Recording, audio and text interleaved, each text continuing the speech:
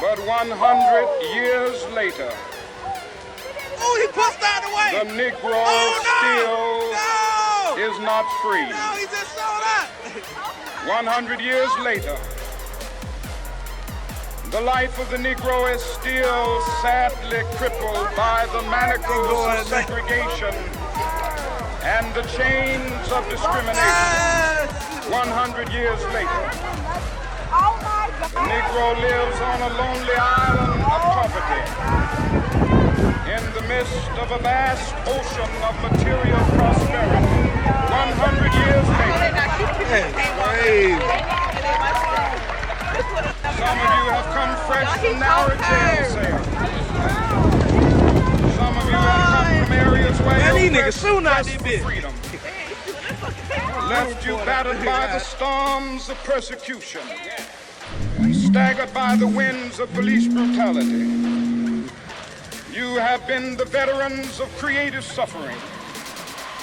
Continue to work with the faith that unearned suffering is redemptive.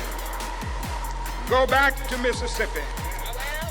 Go back to Alabama. Go back to South Carolina. Go back to Georgia.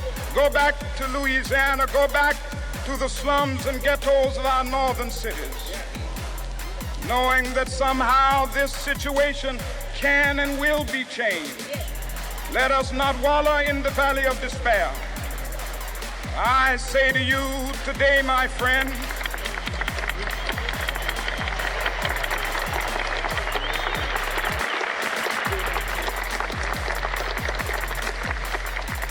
so even though we face the difficulties of today and tomorrow, I still have a dream.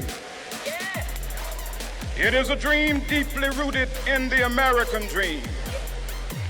I have a dream that one day this nation will rise up and live out the true meaning of its creed. We hold these truths to be self-evident, that all men are created equal.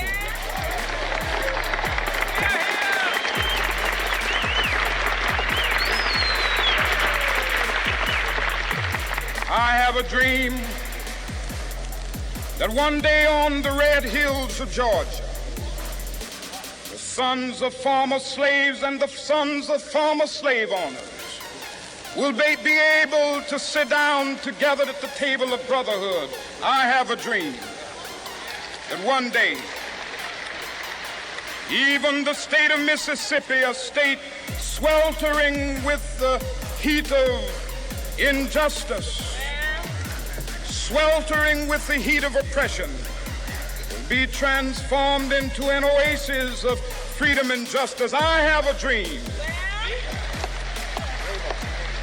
that my 4 little children will one day live in a nation where they will not be judged by the color of their skin, but by the content of their character. I have a dream today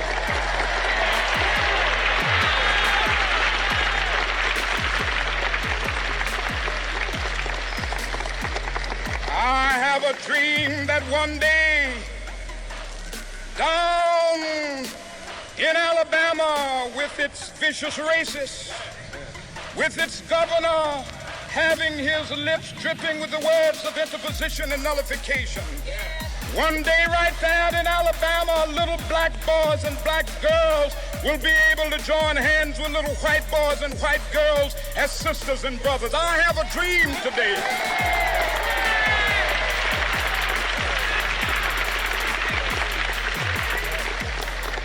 I have a dream that one day every valley shall be exalted, and every hill and mountain shall be made low. The rough places will be made plain, and the crooked places will be made straight. And the glory of the Lord shall be revealed, and all flesh shall see it together. This is our hope. This is a faith that I go back to the South with. With this faith, we will be able to hew out of the mountain of despair a stone of hope. With this faith, we will be able to transform the jangling discords of our nation into a beautiful symphony of brotherhood. With this faith, we will be able to work together, to pray together, to struggle together, to go to jail together, to stand up for freedom together, knowing that we will be free one day. This will be the day. This will be the day when all of God's children will be able to sing with new meaning, "My country, tears of thee. Sweet land of liberty, of thee I sing. Land where my fathers died, land of the pilgrim's pride. From every mountainside, let freedom ring. And if America is to be a great nation, this must become true. And so let freedom ring. From the prodigious hilltops of New Hampshire, let freedom ring. From the mighty mountains of New York, let freedom ring. From the heightening Alleghenies of Pennsylvania, let freedom ring. From the snow-capped Rockies of Colorado, let freedom ring. From the curvaceous slopes of California. But not only that, let freedom ring from Stone Mountain of Georgia. Let freedom ring from Lookout Mountain of Tennessee. Let freedom ring from every hill and molehill of Mississippi, from every mountainside. Let freedom ring. And when this happens, when we allow freedom ring, when we let it ring from every village and every hamlet, from every state and every city, we will be able to speed up that day when all of God's children, black men and white men, Jews and Gentiles, Protestants and Catholics, will be able to join hands and sing in the words of the old Negro spiritual, "Free at last, free at last. Thank God Almighty, we are free at last."